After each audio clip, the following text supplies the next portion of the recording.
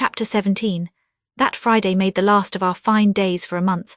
In the evening the weather broke. The wind shifted from south to northeast and brought rain first, and then sleet and snow.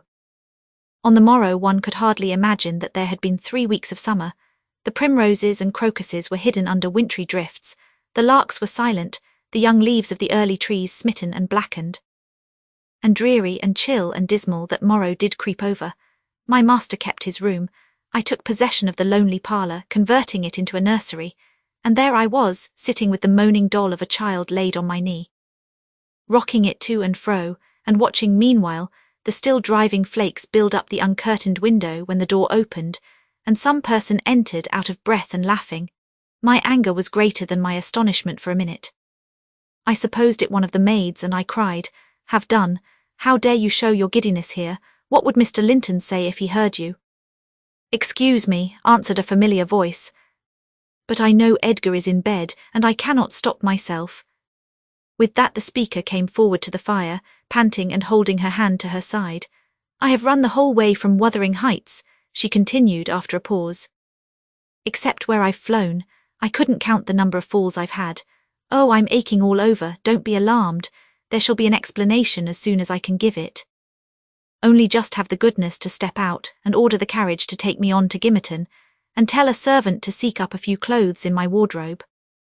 The intruder was Mrs. Heathcliff. She certainly seemed in no laughing predicament. Her hair streamed on her shoulders, dripping with snow and water. She was dressed in the girlish dress she commonly wore, befitting her age more than her position, a low frock with short sleeves and nothing on either head or neck. The frock was of light silk and clung to her with wet, and her feet were protected merely by thin slippers. Add to this a deep cut under one ear, which only the cold prevented from bleeding profusely, a white face scratched and bruised, and a frame hardly able to support itself through fatigue. And you may fancy my first fright was not much allayed when I had had leisure to examine her. "My dear young lady," I exclaimed, "I'll stir nowhere and hear nothing till you have removed every article of your clothes and put on dry things. And certainly you shall not go to Gimmerton tonight, so it is needless to order the carriage." "Certainly I shall," she said, "walking or riding, yet I've no objection to dress myself decently, and see how it flows down my neck now. The fire does make it smart." She insisted on my fulfilling her directions before she would let me touch her, and not till after the coachman had been instructed to get ready, and a maid set to pack up some necessary attire, did I obtain her consent for binding the wound and helping to change her garments. "Now, Ellen," she said, when my task was finished and she was seated in an easy chair on the hearth with a cup of tea before her, "you sit down opposite me and put poor Catherine's baby away. I don't like to see it. You mustn't think I care little for Catherine because I behaved so foolishly on entering. I've cried too bitterly. Yes, more than anyone else has reason to cry. We parted unreconciled, you remember, and I shan't forgive myself. But for all that I was not going to sympathize with him, the brute beast. Oh, give me the poker. This is the last thing of his I have about me." She slipped the gold ring from her third finger and threw it on the floor. "I'll smash it," she continued, striking it with childish spite, "and then I'll burn it." And she took and dropped the misused article among the coals. "There, he shall buy another if he gets me back again. He'd be capable of coming to seek me to tease Edgar. I dare not stay, lest that notion should possess his wicked head. And besides, Edgar has not been kind, has he? And I won't come suing for his assistance. Nor will I bring him into more trouble. Necessity compelled me to seek shelter here, though if I had not learned he was out of the way, I'd have halted at the kitchen, washed my face, warmed myself, got you to bring what I wanted, and departed again to anywhere out of the reach of my accursed, of that incarnate goblin. He was in such a fury. If he had caught me, it's a pity Earnshaw is not his match in strength. I wouldn't have run till I'd seen him all but demolished, had Hindley been able to do it." "Well, don't talk so fast, miss," I interrupted. "You'll disorder the handkerchief I have tied round your face and make the cut bleed again. Drink your tea and take breath and give over laughing. Laughter is sadly out of place under this roof, and in your condition." "An undeniable truth," she replied. "Listen to that child. It maintains a constant wail. Send it out of my hearing for an hour. I shan't stay any longer." I rang the bell and committed it to a servant's care, And then I inquired what had urged her to escape from Wuthering Heights in such an unlikely plight, and where she meant to go, as she refused remaining with us. I ought and I wished to remain, answered she, to cheer Edgar and take care of the baby for 2 things, and because the Grange is my right home, but I tell you he wouldn't let me. Do you think he could bear to see me grow fat and merry, could bear to think that we were tranquil, and not resolve on poisoning our comfort? Now I have the satisfaction of being sure that he detests me, to the point of its annoying him seriously to have me within earshot or eyesight. I notice, when I enter his presence, the muscles of his countenance are involuntarily distorted into an expression of hatred, partly arising from his knowledge of the good causes I have to feel that sentiment for him, and partly from original aversion. It is strong enough to make me feel pretty certain that he would not chase me over England, supposing I contrived a clear escape, and therefore I must get quite away. I've recovered from my first desire to be killed by him. I'd rather he'd kill himself. He has extinguished my love effectually, and so I'm at my ease. I can recollect yet how I loved him, and can dimly imagine that I could still be loving him if, no. Even if he had doted on me, the devilish nature would have revealed its existence somehow. Catherine had an awfully perverted taste to esteem him so dearly, knowing him so well. Monster! Would that he could be blotted out of creation, and out of my memory. Hush, hush, he's a human being, I said. Be more charitable, there are worse men than he is yet. He's not a human being, she retorted. And he has no claim on my charity. I gave him my heart, and he took and pinched it to death and flung it back to me. People feel with their hearts, Ellen, and since he has destroyed mine I have not power to feel for him. And I would not, though he groaned from this to his dying day, and wept tears of blood for Catherine. No, indeed, I would. And here Isabella began to cry, but immediately dashing the water from her lashes, she recommenced. You asked what has driven me to flight at last. I was compelled to attempt it, because I had succeeded in rousing his rage a pitch above his malignity. Pulling out the nerves with red-hot pincers requires more coolness than knocking on the head. He was worked up to forget the fiendish prudence he boasted of, and proceeded to murderous violence. I experienced pleasure in being able to exasperate him. The sense of pleasure woke my instinct of self-preservation, so I fairly broke free. And if ever I come into his hands again, he is welcome to a signal revenge. Yesterday, you know, Mr. Earnshaw should have been at the funeral. He kept himself sober for the purpose, tolerably sober. Not going to bed mad at 6 o'clock and getting up drunk at 12. Consequently, he rose in suicidal low spirits, as fit for the church as for a dance, and instead he sat down by the fire and swallowed gin or brandy by tumblerfuls. Heathcliff, I shudder to name him, has been a stranger in the house from last Sunday till today. Whether the angels have fed him or his kin beneath I cannot tell, but he has not eaten a meal with us for nearly a week. He has just come home at dawn and gone upstairs to his chamber, locking himself in as if anybody dreamt of coveting his company. There he has continued, praying like a Methodist. Only the deity he implored is senseless dust and ashes, and God, when addressed, was curiously confounded with his own black father. After concluding these precious orisons, and they lasted generally till he grew hoarse and his voice was strangled in his throat, he would be off again. Always straight down to the Grange. I wonder Edgar did not send for a constable and give him into custody. For me, grieved as I was about Catherine, it was impossible to avoid regarding this season of deliverance from degrading oppression as a holiday. I recovered spirits sufficient to hear Joseph's eternal lectures without weeping, and to move up and down the house less with the foot of a frightened thief than formerly. You wouldn't think that I should cry at anything Joseph could say. But he and Hareton are detestable companions. I'd rather sit with Hindley and hear his awful talk than with little Maester and his staunch supporter, that odious old man. When Heathcliff is in, I'm often obliged to seek the kitchen and their society, or starve among the damp, uninhabited chambers. When he is not, as was the case this week, I establish a table and chair at one corner of the house fire, and never mind how Mr. Earnshaw may occupy himself, and he does not interfere with my arrangements. He is quieter now than he used to be if no one provokes him, more sullen and depressed and less furious. Joseph affirms he's sure he's an altered man. That the Lord has touched his heart, and he is saved so as by fire. I'm puzzled to detect signs of the favourable change, but it is not my business. Yesterday evening I sat in my nook reading some old books till late on towards 12. It seemed so dismal to go upstairs, with the wild snow blowing outside, and my thoughts continually reverting to the kirkyard and the new-made grave. I dared hardly lift my eyes from the page before me, that melancholy scene so instantly usurped its place. Hindley sat opposite, his head leant on his hand, perhaps meditating on the same subject. He had ceased drinking at a point below irrationality, and had neither stirred nor spoken during 2 or 3 hours. There was no sound through the house but the moaning wind, which shook the windows every now and then, the faint crackling of the coals, and the click of my snuffers as I removed at intervals the long wick of the candle. Harriton and Joseph were probably fast asleep in bed. It was very, very sad, and while I read I sighed, for it seemed as if all joy had vanished from the world, never to be restored. The doleful silence was broken at length by the sound of the kitchen latch. Heathcliff had returned from his watch earlier than usual, owing, I suppose, to the sudden storm. That entrance was fastened, and we heard him coming round to get in by the other. I rose with an irrepressible expression of what I felt on my lips, which induced my companion, who had been staring towards the door, to turn and look at me. "I'll keep him out 5 minutes," he exclaimed. "You won't object?" "No, you may keep him out the whole night for me," I answered. "Do put the key in the lock and draw the bolts."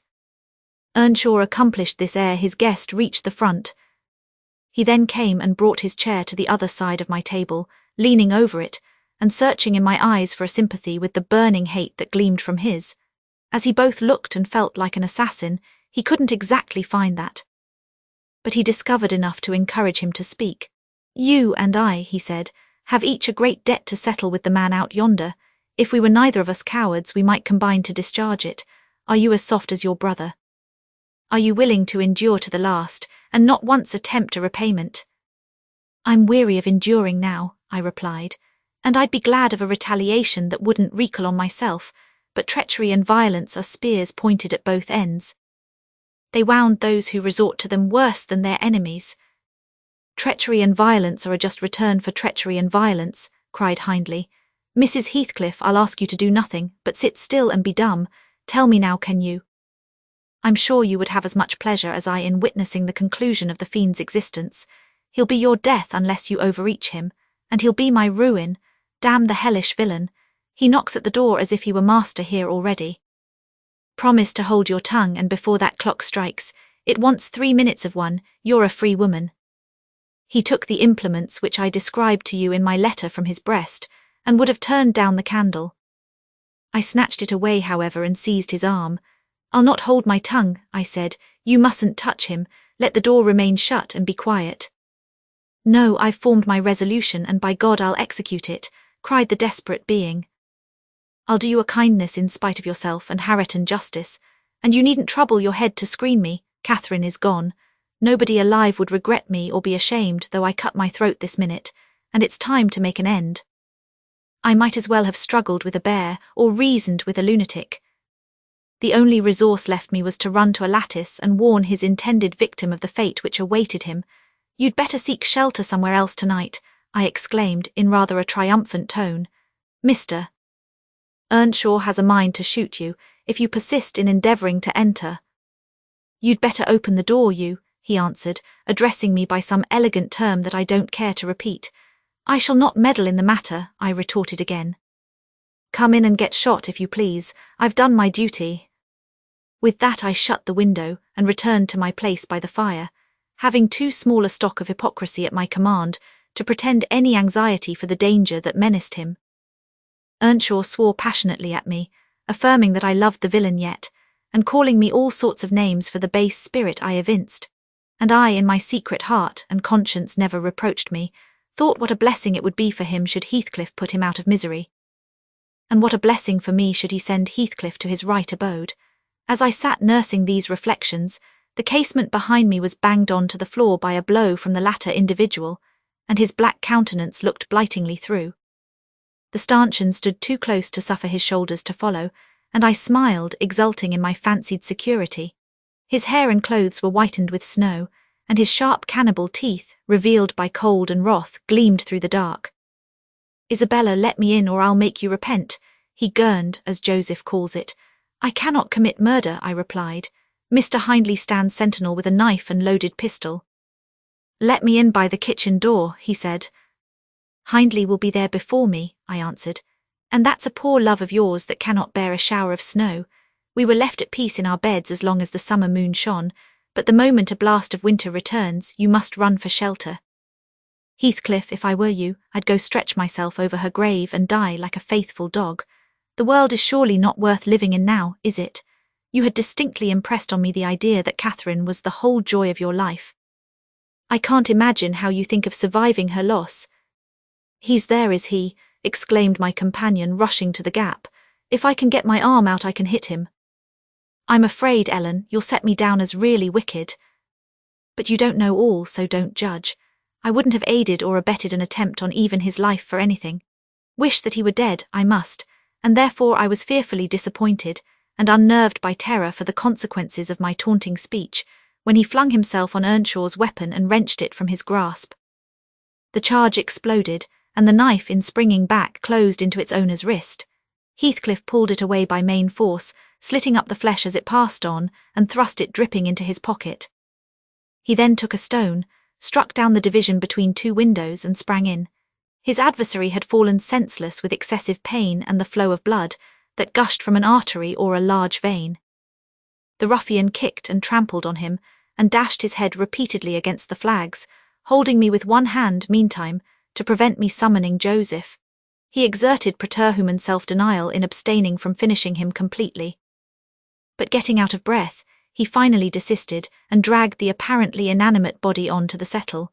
There he tore off the sleeve of Earnshaw's coat and bound up the wound with brutal roughness, spitting and cursing during the operation as energetically as he had kicked before. Being at liberty, I lost no time in seeking the old servant, who, having gathered by degrees the purport of my hasty tale, hurried below, gasping, as he descended the steps two at once. What is there to do now? What is there to do now? There's this to do, thundered Heathcliff, that your master's mad, and should he last another month I'll have him to an asylum. And how the devil did you come to fasten me out, you toothless hound? Don't stand muttering and mumbling there. Come, I'm not going to nurse him. Wash that stuff away, and mind the sparks of your candle, it is more than half brandy. And so ye have been murthering on him, exclaimed Joseph, lifting his hands and eyes in horror. If ever I seed a seat like this, may the Lord— Heathcliff gave him a push on to his knees in the middle of the blood, and flung a towel to him. But instead of proceeding to dry it up, he joined his hands and began a prayer, which excited my laughter from its odd phraseology. I was in the condition of mind to be shocked at nothing. In fact, I was as reckless as some malefactors show themselves at the foot of the gallows. Oh, I forgot you, said the tyrant. You shall do that, down with you. And you conspire with him against me, do you, viper? There, that is work fit for you. He shook me till my teeth rattled, and pitched me beside Joseph, who steadily concluded his supplications, and then rose, vowing he would set off for the Grange directly. Mr. Linton was a magistrate, and though he had 50 wives dead, he should inquire into this. He was so obstinate in his resolution that Heathcliff deemed it expedient to compel from my lips a recapitulation of what had taken place. Standing over me, heaving with malevolence, as I reluctantly delivered the account in answer to his questions, it required a great deal of labour to satisfy the old man that Heathcliff was not the aggressor, especially with my hardly wrung replies. However, Mr. Earnshaw soon convinced him that he was alive still. Joseph hastened to administer a dose of spirits, and by their succour his master presently regained motion and consciousness. Heathcliff, aware that his opponent was ignorant of the treatment received while insensible, called him deliriously intoxicated, and said he should not notice his atrocious conduct further, but advised him to get to bed. To my joy he left us, after giving this judicious counsel, and Hindley stretched himself on the hearthstone. I departed to my own room, marvelling that I had escaped so easily. This morning, when I came down about half an hour before noon, Mr. Earnshaw was sitting by the fire, deadly sick, his evil genius, almost as gaunt and ghastly, leant against the chimney. Neither appeared inclined to dine, and having waited till all was cold on the table, I commenced alone. Nothing hindered me from eating heartily, and I experienced a certain sense of satisfaction and superiority, as, at intervals, I cast a look towards my silent companions, and felt the comfort of a quiet conscience within me. After I had done, I ventured on the unusual liberty of drawing near the fire, going round Earnshaw's seat, and kneeling in the corner beside him. Heathcliff did not glance my way, and I gazed up, and contemplated his features almost as confidently as if they had been turned to stone. His forehead that I once thought so manly, and that I now think so diabolical, was shaded with a heavy cloud. His basilisk eyes were nearly quenched by sleeplessness, and weeping perhaps for the lashes were wet then. His lips devoid of their ferocious sneer, and sealed in an expression of unspeakable sadness. Had it been another, I would have covered my face in the presence of such grief. In his case I was gratified. And ignoble as it seems to insult a fallen enemy, I couldn't miss this chance of sticking in a dart. His weakness was the only time when I could taste the delight of paying wrong for wrong. Fie, miss, I interrupted. One might suppose you had never opened a Bible in your life. If God afflict your enemies, surely that ought to suffice you. It is both mean and presumptuous to add your torture to his. In general, I'll allow that it would be, Ellen, she continued.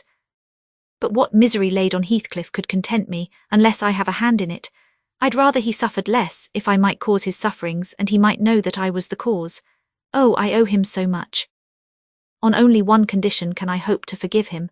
It is if I may take an eye for an eye, a tooth for a tooth, for every wrench of agony return a wrench, reduce him to my level. As he was the first to injure, make him the first to implore pardon, and then, why then, Ellen, I might show you some generosity, but it is utterly impossible I can ever be revenged, and therefore I cannot forgive him. Hindley wanted some water, and I handed him a glass and asked him how he was. Not as ill as I wish, he replied, but leaving out my arm, every inch of me is as sore as if I had been fighting with a legion of imps. Yes, no wonder, was my next remark. Catherine used to boast that she stood between you and bodily harm. She meant that certain persons would not hurt you for fear of offending her. It's well people don't really rise from their grave, or last night, she might have witnessed a repulsive scene. Are not you bruised and cut over your chest and shoulders? I can't say, he answered, but what do you mean? Did he dare to strike me when I was down? He trampled on and kicked you, and dashed you on the ground, I whispered.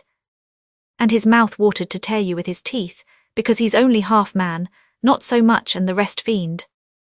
Mr. Earnshaw looked up like me, to the countenance of our mutual foe, who, absorbed in his anguish, seemed insensible to anything around him. The longer he stood, the plainer his reflections revealed their blackness through his features. Oh, if God would but give me strength to strangle him in my last agony, I'd go to hell with joy, groaned the impatient man, writhing to rise, and sinking back in despair, convinced of his inadequacy for the struggle. Nay, it's enough that he has murdered one of you, I observed aloud. At the Grange, every one knows your sister would have been living now had it not been for Mr. Heathcliff. After all, it is preferable to be hated than loved by him. When I recollect how happy we were, how happy Catherine was before he came, I'm fit to curse the day. Most likely, Heathcliff noticed more the truth of what was said than the spirit of the person who said it. His attention was roused, I saw, for his eyes rained down tears among the ashes, and he drew his breath in suffocating sighs. I stared full at him and laughed scornfully. The clouded windows of hell flashed a moment towards me. The fiend which usually looked out, however, was so dimmed and drowned that I did not fear to hazard another sound of derision. Get up and begone out of my sight, said the mourner. I guessed he uttered those words at least, though his voice was hardly intelligible. I beg your pardon, I replied, but I loved Catherine too, and her brother requires attendance which for her sake I shall supply. Now that she's dead, I see her in Hindley. Hindley has exactly her eyes if you had not tried to gouge them out and made them black and red, and her. Get up, wretched idiot, before I stamp you to death, he cried, making a movement that caused me to make one also. But then, I continued, holding myself ready to flee, if poor Catherine had trusted you and assumed the ridiculous, contemptible, degrading title of Mrs. Heathcliff, she would soon have presented a similar picture. She wouldn't have borne your abominable behaviour quietly. Her detestation and disgust must have found voice. The back of the settle and Earnshaw's person interposed between me and him. So instead of endeavouring to reach me, he snatched a dinner knife from the table and flung it at my head. It struck beneath my ear and stopped the sentence I was uttering, but pulling it out I sprang to the door and delivered another, which I hope went a little deeper than his missile. The last glimpse I caught of him was a furious rush on his part, checked by the embrace of his host, and both fell locked together on the hearth. In my flight through the kitchen I bid Joseph speed to his master. I knocked over Harriton, who was hanging a litter of puppies from a chair back in the doorway, and blessed as a soul escaped from purgatory, I bounded, leaped, and flew down the steep road. Then, quitting its windings, shot direct across the moor, rolling over banks and wading through marshes, precipitating myself in fact towards the beacon light of the Grange. And far rather would I be condemned to a perpetual dwelling in the infernal regions, than, even for one night, abide beneath the roof of Wuthering Heights again. Isabella ceased speaking and took a drink of tea. Then she rose, and bidding me put on her bonnet and a great shawl I had brought, and turning a deaf ear to my entreaties for her to remain another hour, she stepped on to a chair, kissed Edgar's and Catherine's portraits, bestowed a similar salute on me, and descended to the carriage, accompanied by Fanny, who yelped wild with joy at recovering her mistress. She was driven away, never to revisit this neighbourhood, but a regular correspondence was established between her and my master when things were more settled. I believe her new abode was in the south, near London. There she had a son born a few months subsequent to her escape. He was christened Linton, and from the first she reported him to be an ailing, peevish creature. Mr. Heathcliff, meeting me one day in the village, inquired where she lived. I refused to tell. He remarked that it was not of any moment, only she must beware of coming to her brother. She should not be with him if he had to keep her himself. Though I would give no information, he discovered, through some of the other servants, both her place of residence and the existence of the child. Still, he didn't molest her, for which forbearance she might thank his aversion, I suppose. He often asked about the infant when he saw me, and on hearing its name smiled grimly and observed, "They wish me to hate it too, do they?" "I don't think they wish you to know anything about it," I answered. "But I'll have it," he said, "when I want it. They may reckon on that." Fortunately its mother died before the time arrived, some 13 years after the decease of Catherine, when Linton was 12, or a little more. On the day succeeding Isabella's unexpected visit I had no opportunity of speaking to my master. He shunned conversation and was fit for discussing nothing. When I could get him to listen, I saw it pleased him that his sister had left her husband, whom he abhorred with an intensity which the mildness of his nature would scarcely seem to allow. So deep and sensitive was his aversion that he refrained from going anywhere where he was likely to see or hear of Heathcliff. Grief and that together transformed him into a complete hermit. He threw up his office of magistrate, ceased even to attend church, avoided the village on all occasions, and spent a life of entire seclusion within the limits of his park and grounds, only varied by solitary rambles on the moors, and visits to the grave of his wife, mostly at evening or early morning before other wanderers were abroad. But he was too good to be thoroughly unhappy long. He didn't pray for Catherine's soul to haunt him. Time brought resignation, and a melancholy sweeter than common joy. He recalled her memory with ardent, tender love and hopeful aspiring to the better world, where he doubted not she was gone, and he had earthly consolation and affections also. For a few days, I said, he seemed regardless of the puny successor to the departed. That coldness melted as fast as snow in April, and ere the tiny thing could stammer a word or totter a step it wielded a despot's sceptre in his heart. It was named Catherine.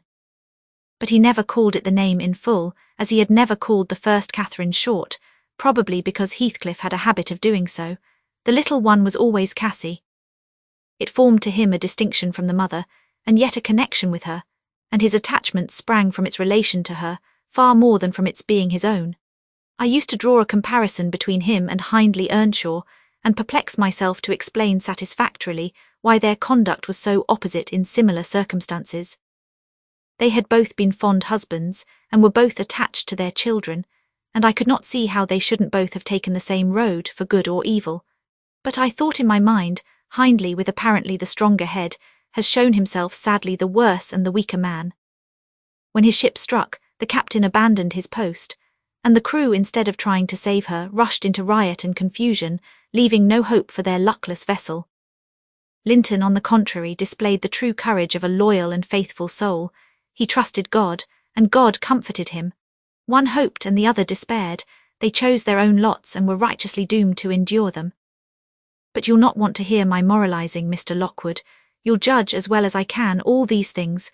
At least you'll think you will, and that's the same. The end of Earnshaw was what might have been expected. It followed fast on his sister. There were scarcely 6 months between them. We at the Grange never got a very succinct account of his state preceding it. All that I did learn was on occasion of going to aid in the preparations for the funeral. Mr. Kenneth came to announce the event to my master. "Well, Nelly," said he, riding into the yard one morning, too early not to alarm me with an instant presentiment of bad news, "it's yours and my turn to go into mourning at present." "Who's given us the slip now, do you think?" "Who?" I asked in a flurry. "Why, guess," he returned, dismounting and slinging his bridle on a hook by the door. "And nip up the corner of your apron, I'm certain you'll need it." "Not Mr. Heathcliff, surely," I exclaimed. "What, would you have tears for him?" said the doctor. "No, Heathcliff's a tough young fellow, he looks blooming today, I've just seen him. He's rapidly regaining flesh since he lost his better half." "Who is it then, Mr. Kenneth?" I repeated impatiently. "Hindley Earnshaw, your old friend Hindley," he replied, "and my wicked gossip, though he's been too wild for me this long while. There, I said we should draw water, but cheer up, he died true to his character. Drunk as a lord, poor lad, I'm sorry too. One can't help missing an old companion, though he had the worst tricks with him that ever man imagined and has done me many a rascally turn. He's barely 27, it seems." "That's your own age. Who would have thought you were born in 1 year?" I confess this blow was greater to me than the shock of Mrs. Linton's death. Ancient associations lingered round my heart. I sat down in the porch and wept as for a blood relation, desiring Mr. Kenneth to get another servant to introduce him to the master. I could not hinder myself from pondering on the question, had he had fair play? Whatever I did, that idea would bother me. It was so tiresomely pertinacious that I resolved on requesting leave to go to Wuthering Heights and assist in the last duties to the dead. Mr. Linton was extremely reluctant to consent, but I pleaded eloquently for the friendless condition in which he lay. And I said my old master and foster brother had a claim on my services as strong as his own. Besides, I reminded him that the child Harriton was his wife's nephew, and in the absence of nearer kin, he ought to act as its guardian. And he ought to and must inquire how the property was left, and look over the concerns of his brother-in-law. He was unfit for attending to such matters then, but he bid me speak to his lawyer, and at length permitted me to go. His lawyer had been Earnshaw. Also, I called at the village and asked him to accompany me. He shook his head and advised that Heathcliff should be let alone, affirming if the truth were known, Harriton would be found little else than a beggar. "His father died in debt," he said. "The whole property is mortgaged, and the sole chance for the natural heir is to allow him an opportunity of creating some interest in the creditor's heart, that he may be inclined to deal leniently towards him." When I reached the Heights, I explained that I had come to see everything carried on decently. And Joseph, who appeared in sufficient distress, expressed satisfaction at my presence. Mr. Heathcliff said he did not perceive that I was wanted, but I might stay and order the arrangements for the funeral if I chose. "Correctly," he remarked. "That fool's body should be buried at the crossroads, without ceremony of any kind. I happened to leave him 10 minutes yesterday afternoon, and in that interval he fastened the 2 doors of the house against me, and he has spent the night in drinking himself to death deliberately. We broke in this morning, for we heard him snorting like a horse, and there he was laid over the settle. Flaying and scalping would not have wakened him. I sent for Kenneth and he came, but not till the beast had changed into carrion. He was both dead and cold and stark, and so you'll allow it was useless making more stir about him." The old servant confirmed this statement, but muttered, "I'd rather he'd go and hisseln for tea, doctor." I sud har teen tent o tea maister better nor him, and he warn't deared when I left, naught o tea sort. I insisted on the funeral being respectable. Mr. Heathcliff said I might have my own way there too. Only he desired me to remember that the money for the whole affair came out of his pocket. He maintained a hard, careless deportment, indicative of neither joy nor sorrow. If anything, it expressed a flinty gratification at a piece of difficult work successfully executed. I observed once, indeed, something like exultation in his aspect. It was just when the people were bearing the coffin from the house. He had the hypocrisy to represent a mourner, and previous to following with Harriton, he lifted the unfortunate child on to the table and muttered, with peculiar gusto, "Now, my bonny lad, you are mine. And we'll see if one tree won't grow as crooked as another, with the same wind to twist it." The unsuspecting thing was pleased at this speech. He played with Heathcliff's whiskers and stroked his cheek. but I divined its meaning and observed tartly, "That boy must go back with me to Thrushcross Grange, sir. There is nothing in the world less yours than he is." "Does Linton say so?" he demanded. "Of course he has ordered me to take him," I replied. "Well," said the scoundrel, "we'll not argue the subject now, but I have a fancy to try my hand at rearing a young one. So intimate to your master that I must supply the place of this with my own, if he attempt to remove it. I don't engage to let Harriton go undisputed, but I'll be pretty sure to make the other come. Remember to tell him." This hint was enough to bind our hands. I repeated its substance on my return, and Edgar Linton, little interested at the commencement, spoke no more of interfering. I'm not aware that he could have done it to any purpose, had he been ever so willing. The guest was now the master of Wuthering Heights. He held firm possession and proved to the attorney, who in his turn proved it to Mr. Linton, that Earnshaw had mortgaged every yard of land he owned for cash to supply his mania for gaming, and he, Heathcliff, was the mortgagee. In that manner Harriton, who should now be the first gentleman in the neighbourhood, was reduced to a state of complete dependence on his father's inveterate enemy, and lives in his own house as a servant, deprived of the advantage of wages, quite unable to right himself because of his friendlessness and his ignorance that he has been wronged.